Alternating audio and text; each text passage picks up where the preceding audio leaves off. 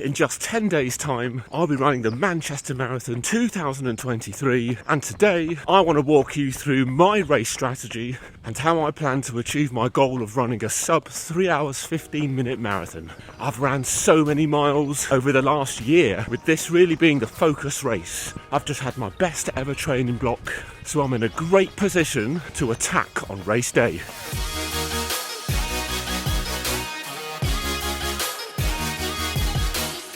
Both developing and executing the right marathon strategy is easier said than done. You need to be pretty set on pacing, on nutrition, on hydration, and somehow figure out what works best for you. My goal throughout this block has been to run a sub 3 hours 15 marathon. So here is my strategy that I'll be looking to execute on race day.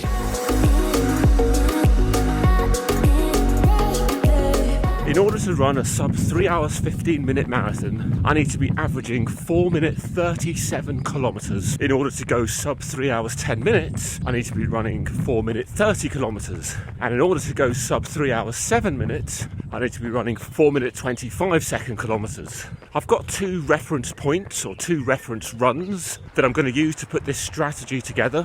First of all, the last big long run that I did, that was a real confidence boost for me. That was 36 kilometers with 3 times 7k at those different paces. Now my heart rate was surprisingly low, peaking at just 160 beats per minute in that final 7k block. So put that into context, my maximum heart rate is 185 and my anaerobic threshold is about 170. Now my second reference point is going to be the last marathon that I ran 18 months ago. I remember thinking at that halfway point, this is way more hard work than I wanted it to be. And when I look back, my heart rate was already in the high 160s, low 170s, which meant I was getting into that anaerobic zone far too early. This is the danger zone for me. So I definitely don't want to get into that range by the halfway point at Manchester. That would certainly be the danger zone. So given those two reference points, here's what I'm going to do. My pacing strategy is to split the race up into 3 sections. The first 21 kilometers, the middle 11, and then the final 10. I'm going to start off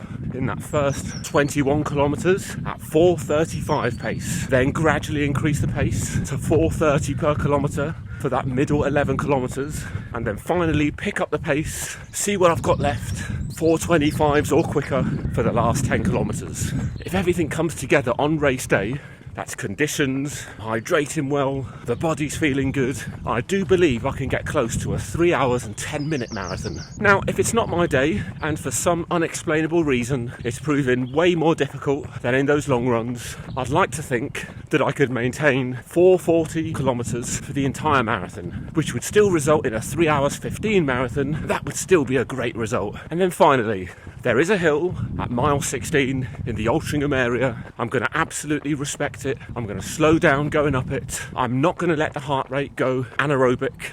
I'm just going to wait.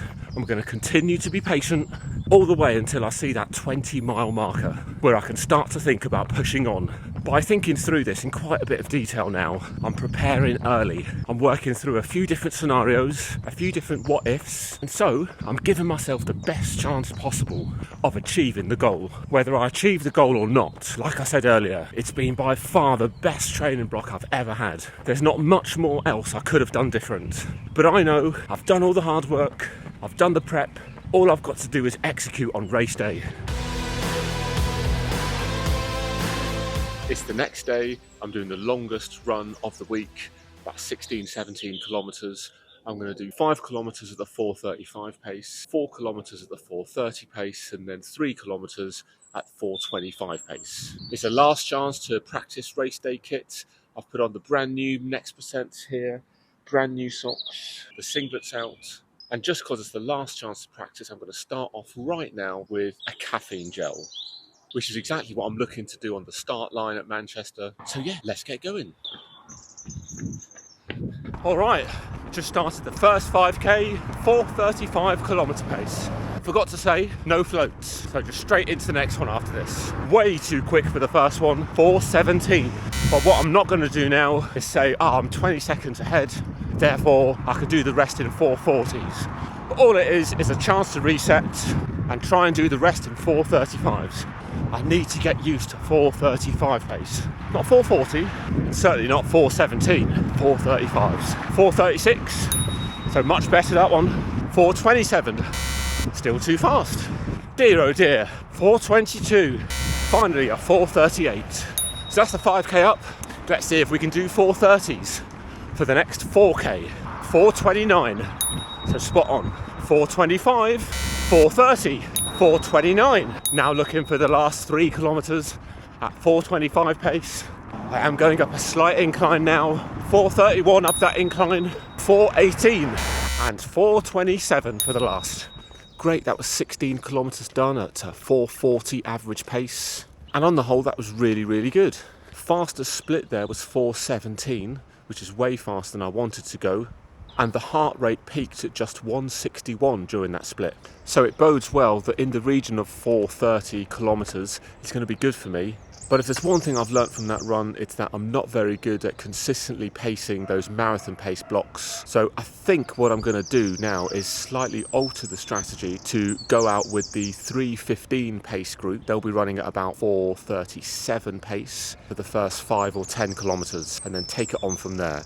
At least that'll just give me an opportunity to settle into a good pace, be consistent, not have to think about it, and then take it on from there. So I hope you found that useful. Maybe there's something in there that you can apply to your next race. And I'd love to hear your feedback. What do you think? Am I being too aggressive? Am I being too cautious? What would you do? And what are your preferred ways to run and pace a marathon?